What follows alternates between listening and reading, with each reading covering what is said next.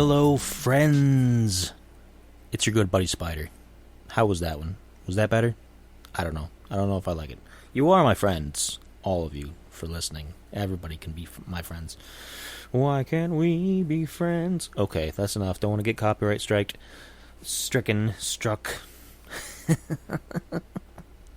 I might sound a little upbeat. I'm not really feeling it as much as I sounded, but it's okay.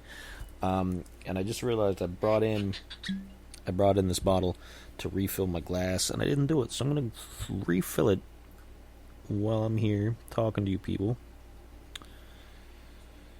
And, how you doing? How is everybody? How's everybody feeling?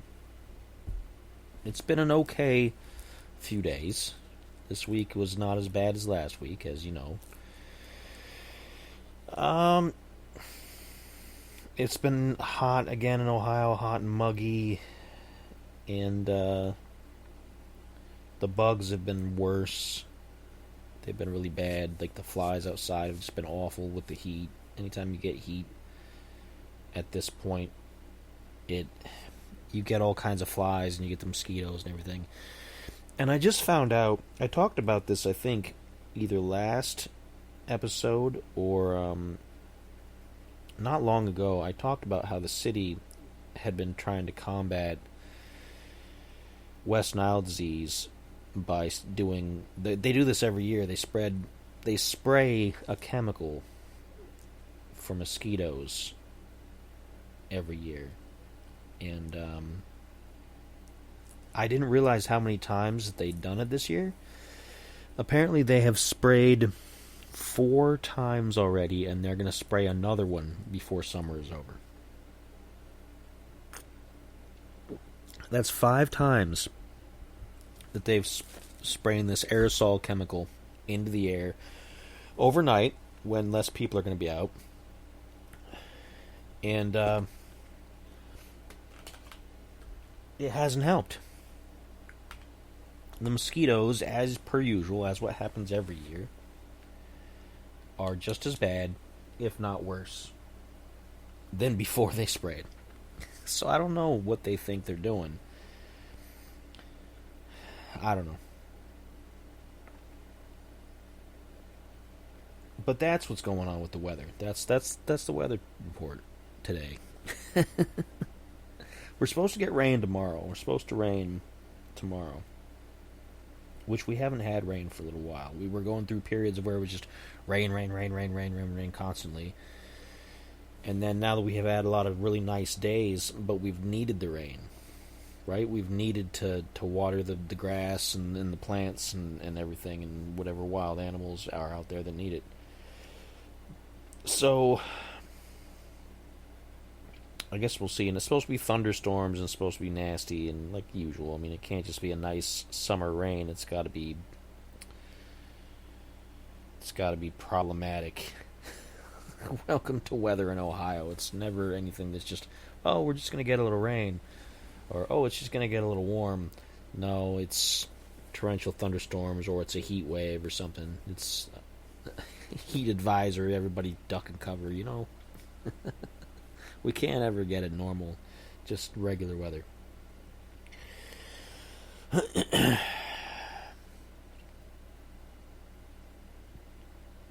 I'm not sure what topic to start with first.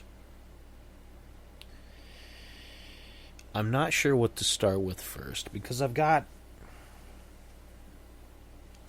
controversy to talk about. I've got some actual controversy. And 2 parts of it are related. The third part is more entertainment, and it's only controversial because of how people feel about certain things. It's not controversial as in it's a scandal or anything. But the first 2 things are related because they're both people who are basically getting their entertainment outlets canceled. And I don't mean canceled like they did something terrible and then people say, they're canceled now, and there's protests and whatnot. I mean, their networks are turning them off and ending their shows and saying there's no more of that. Not because they did anything, but because the money isn't there. is what the claim is. But I think there's probably some deeper meanings to some of it. And I might... There's going to be people who are going to disagree with things that I'm going to say during this episode. There's going to be people who are going to look at me and be like, you did what? You're a terrible person. I don't want to listen to you no more. And that's fair if that's how you feel. But I'm not really in this regard when I talk about these things. I don't think these things make me a terrible person. I feel like I stuck by my guns on certain things. Not in a literal sense. Like, I'm not going to talk about firearms and things. But the thing about it,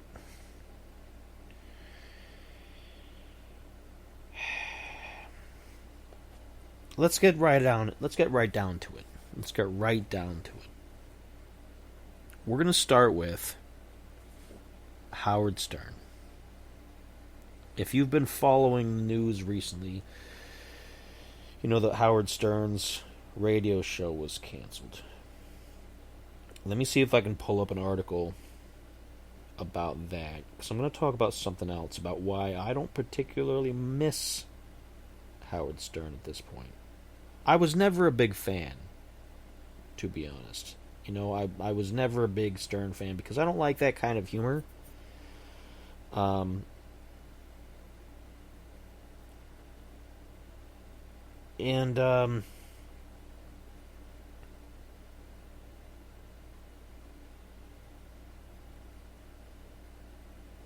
here's the thing too. Now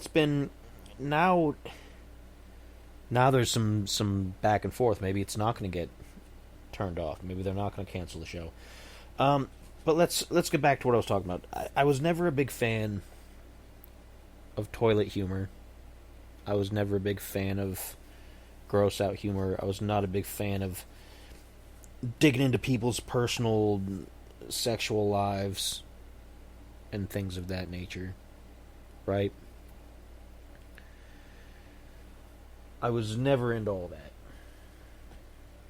So I can't say that I was ever a Howard Stern fan in that regard, because that's how a lot of his stuff went. He liked to push the envelopes, quote unquote, and I think it was more just an excuse to act like a kid that's never grown up, like a teenager who's never grown up, and people were into it in the late 90s, early 2000s, that's what people were into. I wasn't. So, and to this day, there's children's books that talk about, like, oh, there's an iguana in the jungle, and the title of the book is "Who Pooped on Me." I don't read those kind of books to my daughter. If she wants to grow up and be into that kind of thing and think it's hilarious, that's fine. But I'm not going to try to raise her that way, because yes, we all go to the bathroom. It's not a thing to be ashamed of. It's just a thing that happens. But you don't got to make a big glorifying thing about it. Anytime I was a kid and there were fart jokes on late 80s, early 90s movies, I was kind of like, ugh, okay, whatever. Because then kids at school would do it all the time, and it's like, I don't know. I'm not saying that I was more sophisticated in my humor at all. I'm just saying I was never into it. And if you're into it, that's fine. Whatever you want. I'm just not. And I probably never will be, and I have never been. And that's the kind of thing that Stern did. He was a potty humor, as they say. He was a toilet humor guy. And I wasn't into that. So I don't mind if something's going to happen with his show. But the one thing that bugs me the most about Stern is because he had this attitude like, I'm a rebel, I'm saying things on the radio that you're not allowed to say, and I'm talking about things you're not allowed to talk about, and I'm just, yeah, you can't hold me down. And let's fast forward to the years of the virus.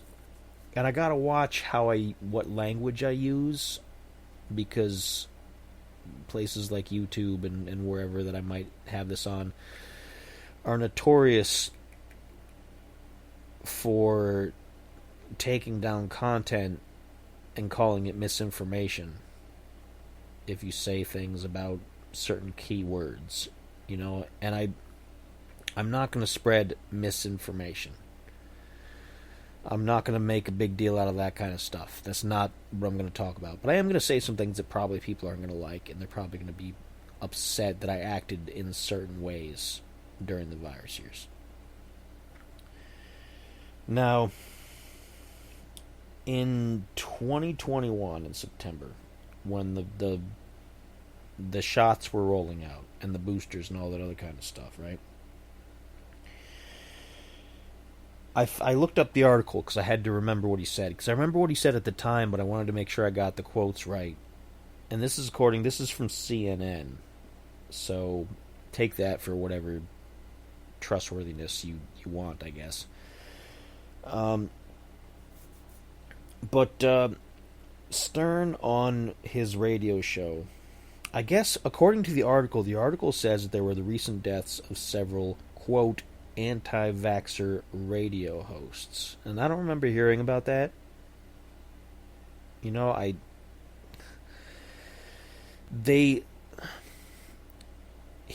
the thing about this. There was a lot that happened during that time that was claimed on both sides that was wrong. That was made up, that was propaganda to advance the side of, oh, the virus is terrible, the virus is awful, or that the virus is harmless and the virus you shouldn't worry about it at all. There was a lot of things said on both sides, and this isn't one of those Trump, quote, they're both very good people on both sides. It's not that thing. I'm not saying something like that. I'm saying for sure.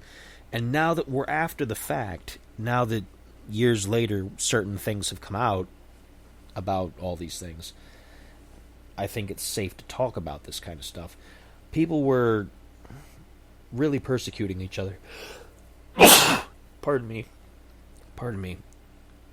Whether you took the thing serious or whether you didn't, in varying degrees. Sorry, I had to sneeze there. Dang. I'm going to have to take a drink here and clear out my throat. Ugh.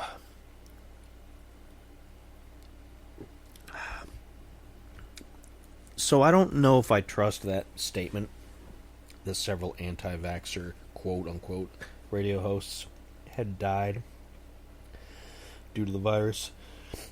But getting back to the quote here, that Howard Stern said people who won't get vaccinated are idiots, quote, and he called for vaccinations to be mandatory. And this is what he says. Language is incoming, okay? So if you're worried about language, just watch out. He said, when are we going to stop putting up with the idiots in this country and just say it's mandatory to get vaccinated? Fuck them. Fuck their freedom. I want my freedom to live, he said. I want to get out of the house already. I want to go next door and play chess. I want to go take some pictures. This is bullshit. And he went on to say, if you have a heart attack or any kind of problem, you can't even get into the ER, and I'm really of a mind to say, look, if you didn't get vaccinated and you got COVID, you don't get into a hospital. You had the cure and you wouldn't take it. Now that we've come to the point now where we know that the shot was not a magic cure-all. It was not going to cure you. It was not going to prevent you from getting it. And it's debatable whether or not it was actually going to give you a better chance of surviving it. Okay, and I know some people are going to argue right off the bat, be like, yes, it does. It's a vaccine. What are you, against vaccines? And I want to make it real clear, I am not against vaccines. I have all my childhood vaccines. I don't feel bad about it. I got chicken pox as a kid, got over it. I've never gotten shingles as an adult, but, whatever. And when my daughter was born, we got her childhood vaccinations. I didn't just say, she doesn't need those because I don't believe in them.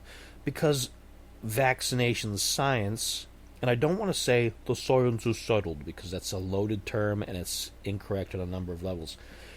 Because science is always changing, right? Science is always...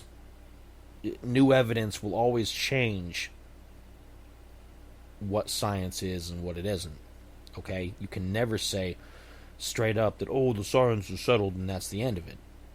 because there's new evidence, there's new things. Anything can happen. Just because something has been true for 100 years doesn't mean someday some intern's going to be like, wow, I ran this experiment and look at this. And then the scientific community has to acknowledge that, oh, wow, we've been wrong about this whole thing for so long. Right? There's still arguments about general relativity and some of the Einstein stuff. There's plenty of arguments still about that, especially if you're into quantum mechanics, like I am. So science is never settled. It's never settled. And that's the beauty of science. That's why it is what it is. The scientific method, you have to believe that it can change, or else the scientific method doesn't work. Otherwise, you just accept whatever outcome you get and believe that that's it, So, but I do want to say that I believe in the science of vaccines in a general sense, because I know that what the theory is. The theory is that you take a weakened version of whatever you're trying to vaccinate against, whatever virus or disease, and because it's been weakened, it gives the body a chance to recognize it and to build up a tolerance to it and an immunity to it. Rather than just getting the thing full on and hoping for the best, you toss a little bit in there and you give the body a head start. Now, the C-19 vaccine doesn't do that. What it does is it goes in and messes around with your coding on some level. It's an mRNA thing. Now, I'm not going to go all the way to the point to say there's a conspiracy theory out there that says if you've had the C-19 vaccine that you no longer count as human because it's altered your DNA to a point that you're transhuman. And I'm just like, that's kind of silly. I don't believe that. That's going a bit far. But I think we don't quite understand exactly the level of change that can occur when you mess with stuff like that, right? I don't think we quite understand just how fundamental we could be altering how the body works. And it was shown, it has been shown, of course, that people who've gotten the shot and the boosters and all the other kind of stuff can still catch the disease. They can still spread the disease. And they're not really protecting anybody. Not like when there's vaccines for tuberculosis and for all kinds of other things, and generally when you get these, you go through a bit of a rough patch and then that's it. You're not going to spread it to anybody else. You're not going to give it to anybody else. But that doesn't happen with the C-19 virus vaccine. It doesn't seem to do anything except for the claim. And I would love to see the actual tests on this, because the whole thing was rushed. A vaccine usually takes upwards of 10 years through trial and error to make sure that it works. And this was put out in months. And the claim is that it's going to prevent you from a fatality of the virus. And I don't get where they got to that conclusion, because the data's not there. Right? So I didn't get it. This is the part where people are going to be upset, probably. I didn't get it. Nobody in my family got it. My daughter didn't get it. And you know what? We have had the virus multiple times. At least twice, possibly 3 times. Possibly 3 of the variants. And we're all fine. We didn't go to the hospital. We didn't take any experimental drugs. We treated at home with traditional... I'm not saying that we're holistic, where we just don't go to the hospital because, hospitals or whatever, and I know my medical and they don't. I've gone to the hospital for my back and my wife needed a colonoscopy once and different things. We've gone for different things. But honestly, it was like a really bad flu. And I don't get the flu shot because the flu mutates every year, and there's no point. Like, why would you go through all that effort if you know how to treat the flu, you're going to be fine. If you know how to treat it, you're okay for the most part. And we're all of an age where it's not a big deal. So we suffered through the virus variants a few times, and we're fine. No permanent damage as far as I'm aware. I mean, we're all living life. And so I have to take exception to what Mr. Stern had to say about everything being mandatory, because I don't think you need to go that route. Especially considering that the fact that the mandates didn't work. They didn't contain, you can't contain something of that nature. It's going to get out. It's going to affect everybody eventually anyway. The only way to beat a virus is, in the long term, for everyone to catch a version of it and to build up immunity. Now, people don't understand what herd immunity means. People think that it's inherently related to vaccines.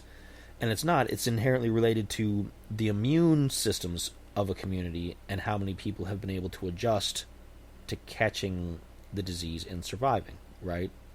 The more people that are immune, the more the community is immune. And you only become immune either by getting it or by using a vaccine that helps you overcome it. And we've basically got to that point now. We're at the point where we're at herd immunity. And it was just a matter of time. You still hear people worrying about variants and worry about it cropping up and things. But nobody really cares. People are out there doing what they're doing because it doesn't matter anymore. I mean, I still see people with masks sometimes, and I'm not going to fuss about it. I'm not going to complain like, oh, they're such an idiot. No, I don't think so. I think they have a legitimate fear of some kind. Am I going to share that fear? No. I'm not going to do that. And to see somebody like Howard Stern go from being a rebellious person who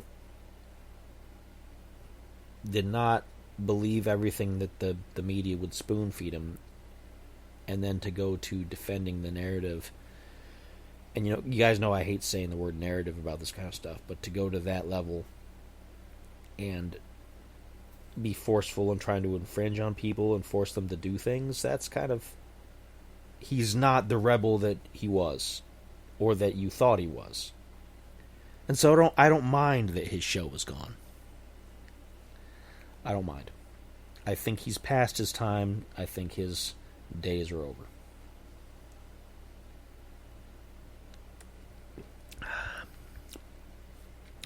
So let's move on to a slightly different person, who I'm also not upset. Well, first, actually, before I say that, when I looked up that the show was being canceled, I guess the official story now is that his contract with SiriusXM, where his show is hosted, is nearing the end. But neither one of them have confirmed whether the show is actually coming to an end or not. There's no guarantee that it's going to continue, and there's no guarantee that it's going to end. So he could still have his time in the sun. So we'll see.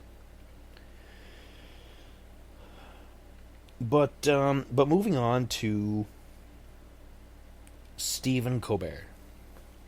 Let's talk about Stephen Colbert. Now, I don't like politics. I've said it before. I'll keep saying it. I don't like it. I follow it because you kind of have to be in the know about the political landscape. You can't just let it slide and just not worry about it at all. You have to pay attention, even if you're not going to be part of the process, which I'm not. I take the George Carlin George. I take the George Carlin path of least resistance, and then I don't participate in a process that I'm certain is not to my benefit. And that's what modern politics are. They're not to my benefit. They're not for a person like me. Or for you. Or for most people. They're for certain people and certain subcultures. Because those are the people that shout the loudest. Okay? But politics are not for the average person.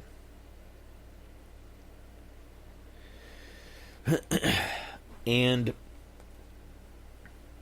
so I like satire, and I do like parody, but I don't like things that are so on the nose that they're deliberately just trying to get a rise out of things or deliberately steer you towards a certain way of thinking. And I liked The Daily Show when it got started, when Craig Kilborn was the host, because they took news stories and they poked fun at them, and they had fun with it, but they obviously, it was just because everybody's like, oh yeah, that guy's a doofus, ha ha, oh this is funny.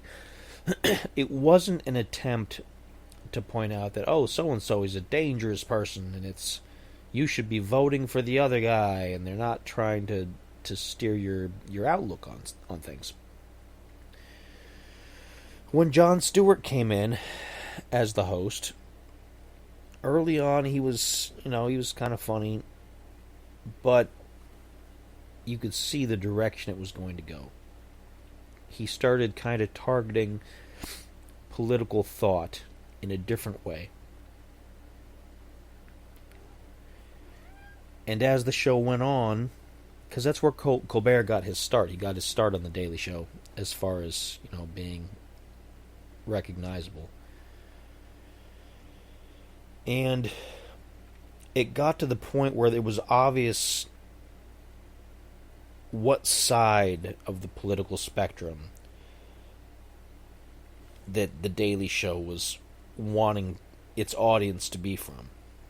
Okay?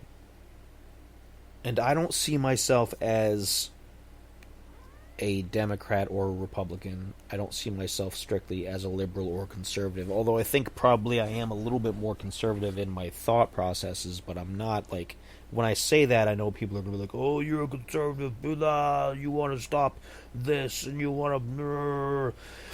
I don't have strong political stances on a lot of these things. I just don't think we should be spending so much money on certain things as far as government funding, and I think people should have more rights, and you can take that from what you want. But I didn't like that it was... because I don't like watching the news. I hate watching the news. I read the news sometimes, but even when you read the news, the language is loaded. Like, I'll look at the same story covered from the same event by CNN, Fox, NBC, whoever, and I'll compare them. And you can obviously tell how they want you to think about it, because they'll use adjectives and things that will... it's subtle. It's real subtle. Like, let's say there's a headline. And the headline is, gunman fires 100 rounds into a nursing home and there are 4 fatalities. Right? Let's say you add, white gunman fires 100 rounds from dangerous weapon into nursing home full of black patients. Okay? That's loaded language. You're automatically going to have thoughts about race about that. You're automatically going to assume that because he was one skin color and the people that got hit in the nursing home are another skin color, that it was a racist motivated act. Maybe it was, maybe it wasn't, but you should have the opportunity to decide that for yourself in the story. You should read the details from the story. The headline is going to try to steer you one direction, and then the opposite. The opposite can be illegal immigrant fires 100 rounds into elderly state's home. You know? Because again, that's steering you into, oh, well, obviously it's an illegal immigrant, so it's, you know, all illegal immigrants are terrible people. You know? So, it's so difficult to find news that doesn't do that. Even among the people that say, oh, we're straight shooters, we don't embellish, we just tell you the news. But it's so difficult to find somebody that actually follows through. And that's why I watch so many different outlets. I don't watch them on TV, but I read them and I sift through, and then I decide, okay, this is the event that happened. This is how I feel about it.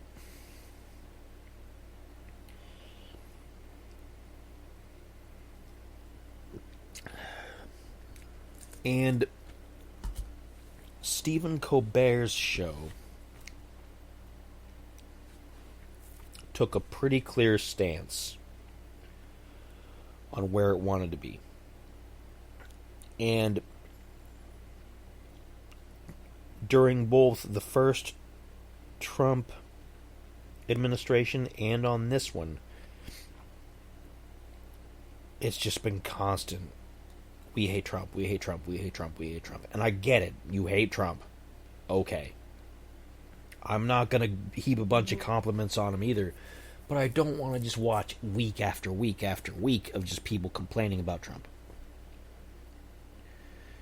I don't want to see week after week after week of people complaining about Biden when Biden was president. I don't want to see that. Like, it's not funny if it's... You can say that it's just jokes as much as you want, but if it's about the same person every week, and it's in ways that are mean-spirited and malicious, it's not funny.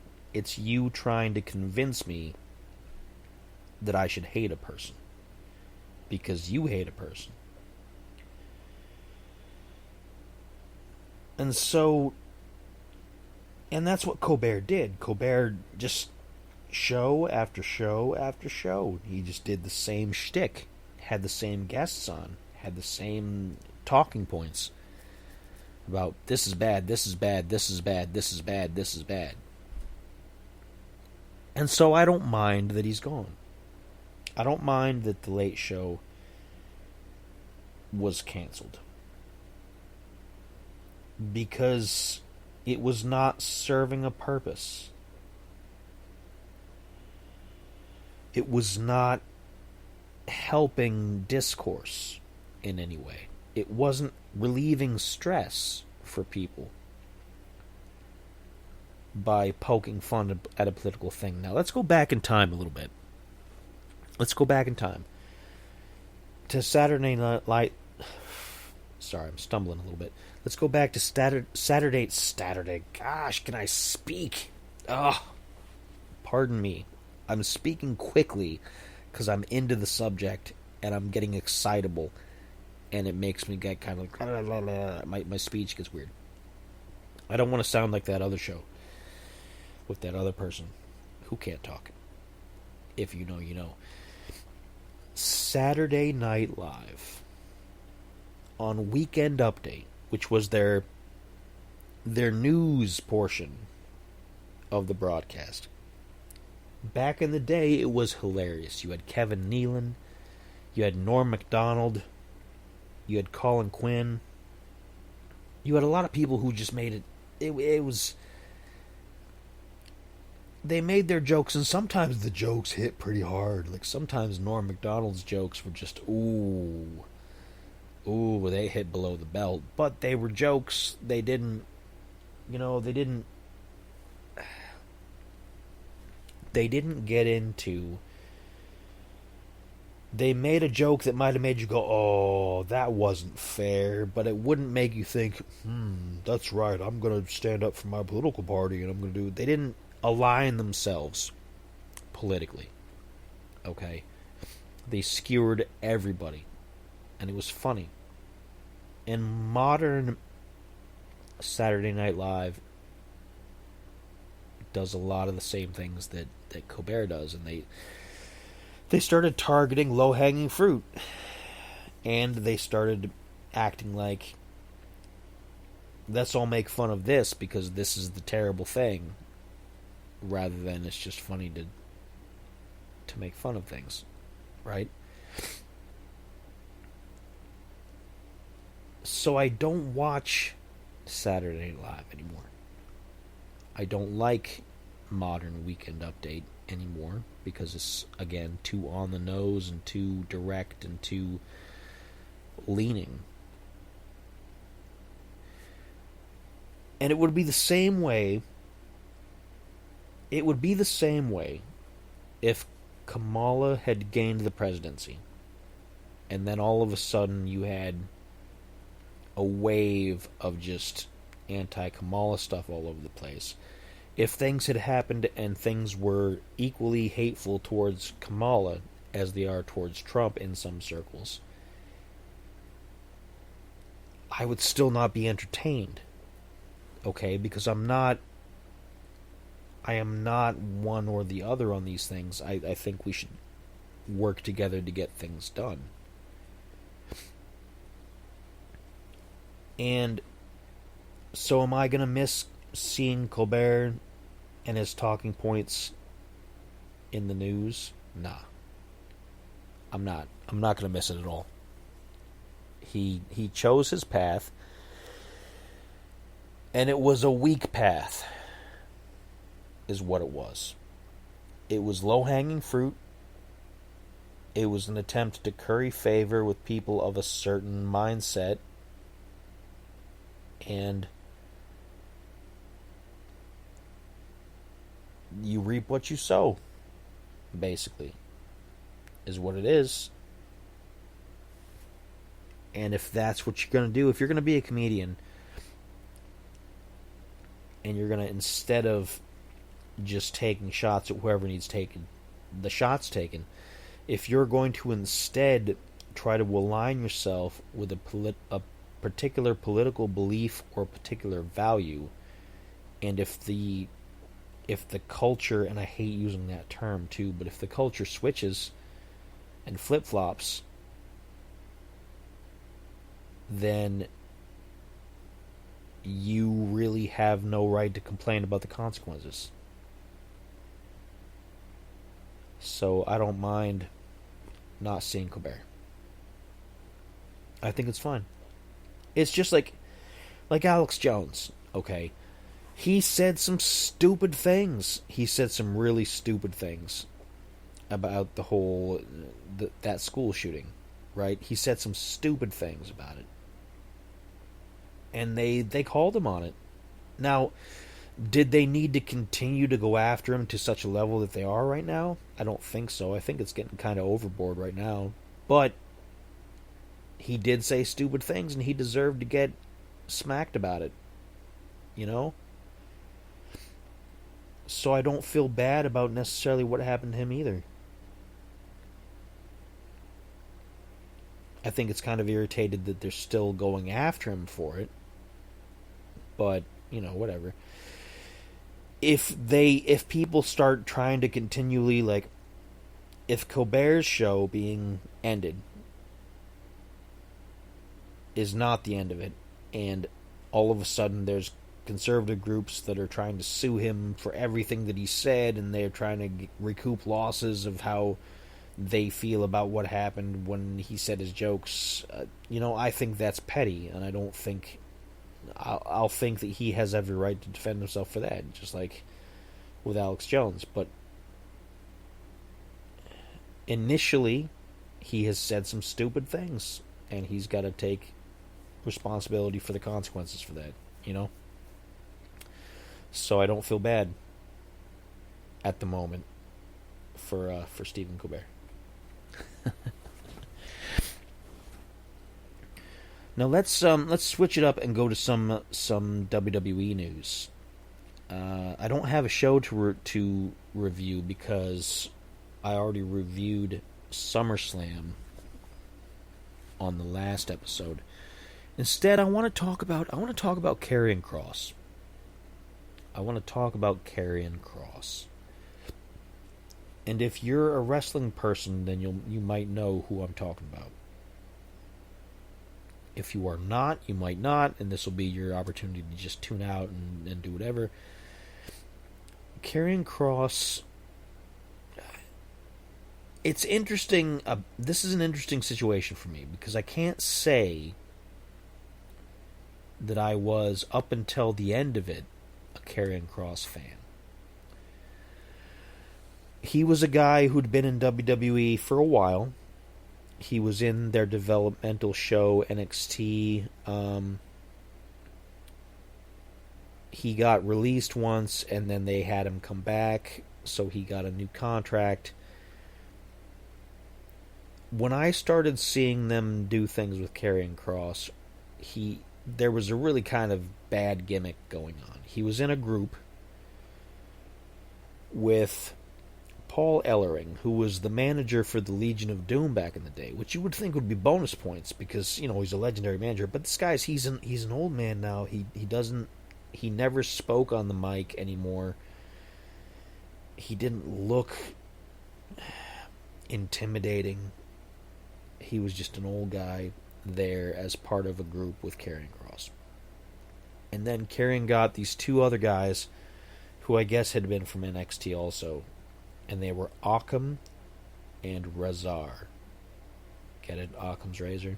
And they were called the Authors of Pain. You see the puns that are coming up here? And they were just these two big guys who looked exactly like. They were two big twin kind of guys. I don't know if they're actually related. I never really looked into it, but they look like it. They're twins, basically. And they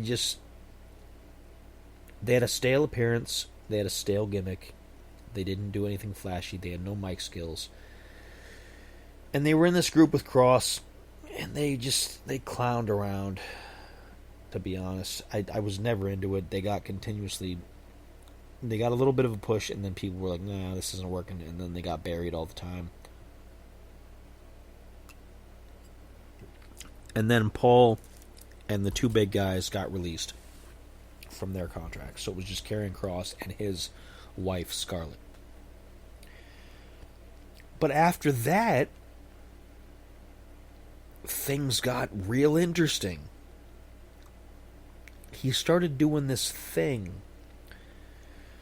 We would come up and talk to various of the big superstars in the back, and he would just be like, you know what? You're not who you say you are. You've got this guilt, and you've got this thing, and you've got whatever. You're not going to win on your match at the big pay-per-view. You're going to lose because you held yourself back because you're blah. And he would play these mind games with people, and it was really interesting. It was super interesting. I was into it for the first time. And he had this run with both AJ Styles and then Sami Zayn, and the crowd was starting to pick up on it. Because then he would do other things. He would show up at the after-show press conferences, and he would show up as if he wasn't invited, and he would just show up and start talking and start bad-mouthing things and being rebellious, and you were like, alright, I'm into that. This is kind of cool. This is different. He's mad because they're not using him, which is true. They weren't using him very well, and they could have used him better. But they used, like, him being kind of frustrated with it as a storyline, and it worked. People were into it, and he got momentum, he got more momentum, and he kept on, like, people kept chanting for him during the pay-per-views and the shows. And then as of... Now, this is August 12th as I'm recording this. As of August 10th, his contract with WWE ran out. And as far as I'm aware, there was no renewal for either he or Scarlett. After having that big match at SummerSlam with Sami Zayn, you could have... And who knows? There's speculation that this is all just, that they are working on a new contract, and this is all just, as they say in the business, a work. But I don't know.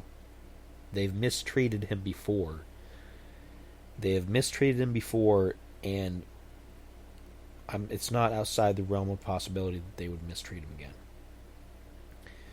And he's on a book tour right now. He wrote a book. I believe it's called Life is Fighting. Life is Fighting. And I'm going to try to get it. I'm going to try to get the book. Because I'm super interested in his thoughts on different things right now. But I watched... The reason why I know that is because he dropped a video on YouTube. And I'm not subscribed... I wasn't subscribed to him at the time. I had never looked for any of his content on YouTube because I didn't really think about it. I don't follow individual wrestlers and things. I don't do the whole hero worship thing. You know what I mean? I've said that before. Never meet your heroes. And, but he dropped a video that said the title was "My Contract with WWE is Over." And I was like, oh, I wonder what he's got to say about that. But it was part of a documentary that he put together himself about his book, about his relationship with the fans, about how he felt about in the business and how they were using his character, and it was really profound. I was really into it. If you look on YouTube, it's called The Killer. It's 2 parts. There's 2 parts to it. It's roughly an hour 45 minutes, give or take, for both parts. Like, the first part is 45 minutes, I think, and then the second part that I saw, I didn't watch the first part yet. I'm going to go back and see it. The second part is called, it's The Killer, and it's part 2, and it's an hour, and it's fascinating. Because obviously he's a really smart guy. He's a really intelligent person. And while I can't always get behind people's creativity in certain areas, I think he had a lot more potential than they gave him. I think they could have done more. And now, like, it was a great documentary. It's fantastic. It's got this music in the background. It seems kind of both melancholy and kind of hopeful, but also kind of like creepy in a way. It's just really well done. And I feel like a lot of people in that business go through something like that, where they have so much talent.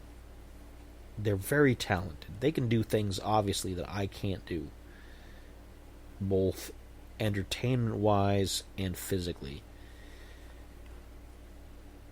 And they don't get the attention that they deserve.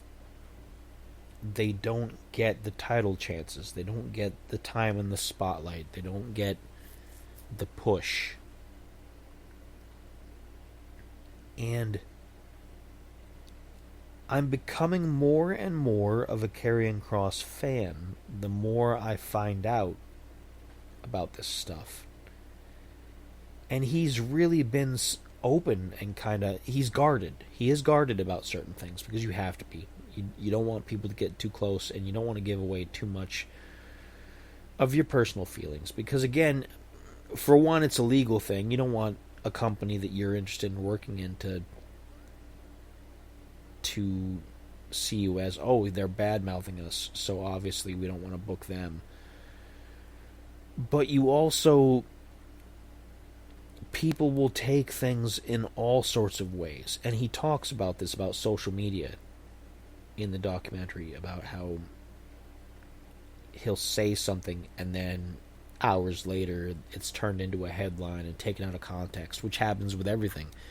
You get that with political things, you get that with everything these days. It's so difficult to make public statements about anything without a news outlet claiming you were saying something that you weren't.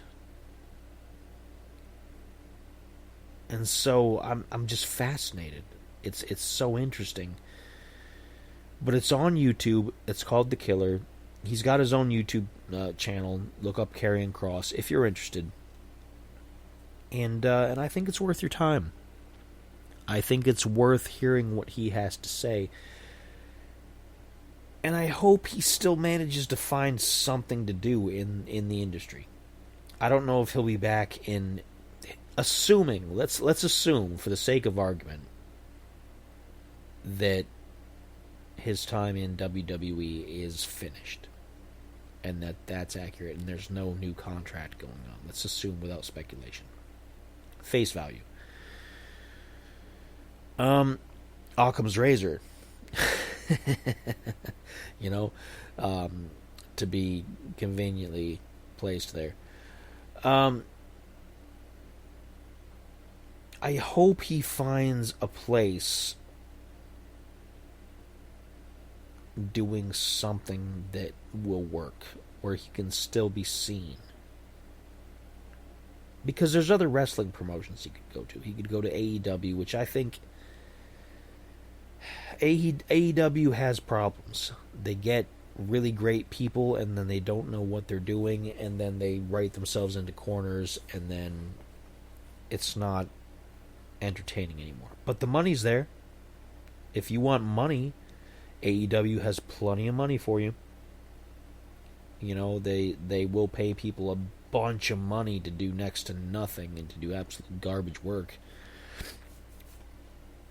But TNA is a possibility, but TNA is really small time. They have a deal with the WWE right now, but they themselves get into kind of some real gimmicky things. But that could be an in back into being on WWE television, because they sometimes use those people from TNA in WWE feuds, like they used Joe Hendry. They're using Moose. He's a big guy in TNA. They're sending their people back and forth. So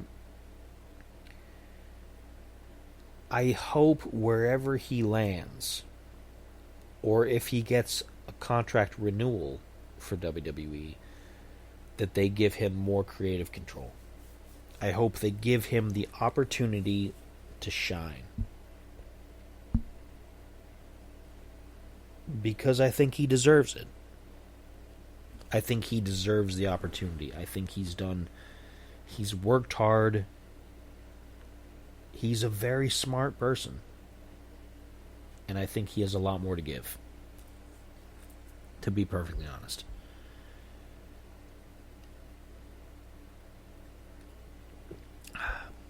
And I don't know if he's ever going to hear this. I know he sometimes takes clips from podcasts online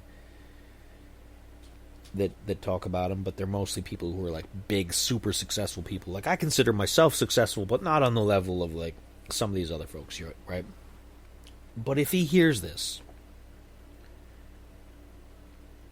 I hope you get the opportunities that you deserve. Because I do believe you deserve them. I think the reason I didn't know more about you sooner was because he was underutilized. I think they never knew exactly the right way to use Kross, whether it was as Karrion Kross or whether it was as Killer Kross, his earlier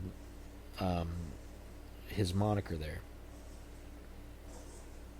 And I hope somebody figures it out, and I hope you can convince someone how it's supposed to go, because it's worth doing. there's so much potential there. There's so much story that can be told if you're allowed to just do it, right? To just come out and say it, to just put it out there and see, because that's also part of the problem. Part of the problem in the business is that they want safe stories. They want stories that people like, that people are familiar with, and they're going to do, we're going to swerve this, and we're going to trick the crowd, but it's the same kind of stories. You know the pattern. You know how the betrayals are going to happen. You know how the teams are going to happen. It gets really predictable. That's part of the issue. Like this last Monday Night Raw, I was able to predict every match that came out and what was going to follow. I said, okay, well, these guys are going to talk. I bet they're setting up a tag team match for these faces and these bad guys, and that's what happened. And then I said, I bet they're going to have some friction between this team and that, and then that happened. It's not because I'm some kind of genius. It's not because I can predict everything that happens. It's because it was really obvious. It's because it was so obvious. It was clear. It was as choreographed as you would assume pro wrestling is going to be if you were just one of those people that believes wrestling is fake. And I want to see more spontaneity. I want to see more things that, like, I don't think they should have said that. I don't think they were supposed to say that. I don't think they were supposed to do that. I want to see things like that and feel like that. And I think my gut tells me that Kerry and Kross could be involved in that kind of stuff if they would just work with them. So, if you're out there and you hear this, I hope you end up in a place, even if it's back in the WWE, where they let you do that, where they let you be more spontaneous. Because that moment you went out after the show and talked about the viral moment and knocked over the mic and just, it looked so real. It looked so real. I know it was just something you went out and did, and they were like, yeah, they were cool with it and everything, whatever. I know how the business works, right? But I want to be able to suspend the disbelief. That's the key to good pro wrestling. Being able to suspend the disbelief and believe that what you're seeing is natural, whether it is or not. You want to believe it. You want to believe that a person has distinct issues with management and they're going to talk about management on the screen. Management's actually mad at them and they want to ban them from the building, but you get in and you attack somebody anyway and they can't stop you. You know, you want to believe all that it's real. You don't want to see it and assume like, oh yeah, well obviously this is just, this is a planned, this is a work, right? Even if you know it's a work, even if your brain is like, I know wrestling is the way it is, you want to believe it isn't, because that's how you enjoy it. And that's how I want to enjoy it. And I hope somebody lets you do that. So, and if you ever hear this and you want to give one of the little guys a chance, I'm not famous. I don't have a huge reach yet. I'm working on it. Kerry and Kross, if you want to be on the show, I would love to interview you. It's just an hour at the most, and I don't go real tough. I'm not going to ask you stuff about your personal life that's out of bounds. I'm not going to, fawn all over you and just drool over compliments. But, we're going to have a good time. We're going to talk. We're going to hang out. I would love to interview you. The email. Send me an email. Spider_voice@yahoo.com. Spider_voice Kross_voice@yahoo.com. Let's talk. I would love to have you on the show. If you've got the time. You know, again, I'm small time. I know you're busy. It's all up to you, and I'm not going to be mad if you can. It's all good.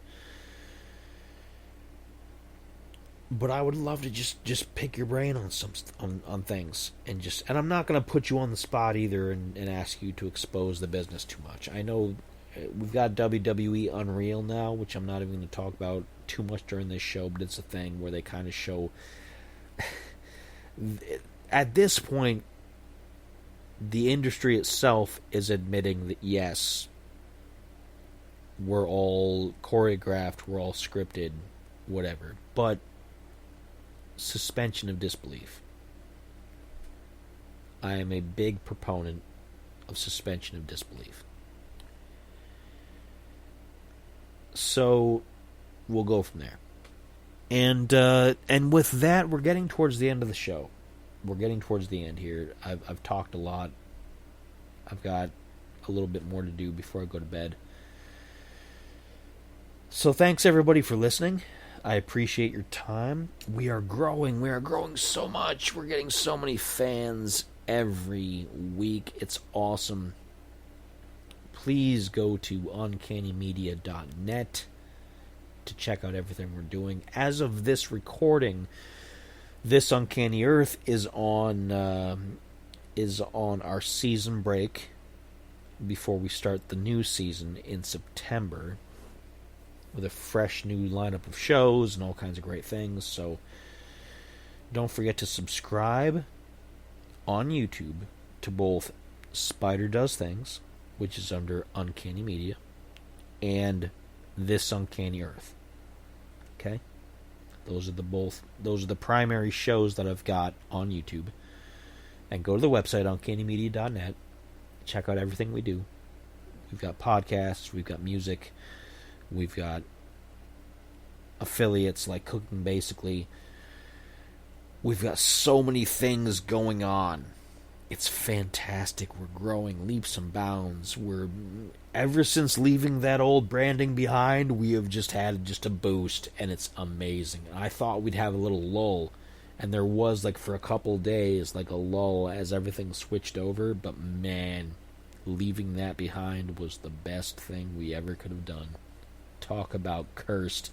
Talk about tainted. That old branding was just not doing us any favors.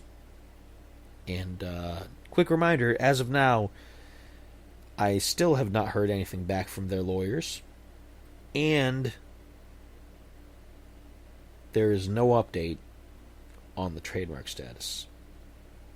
I think I know why. I think I know why.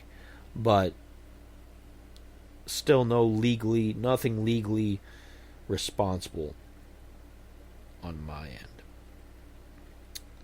So that's the end of that, probably. Anyway, that's all I've got for you. I'm gonna finish my drink. I'm gonna get out of here. And have a good night.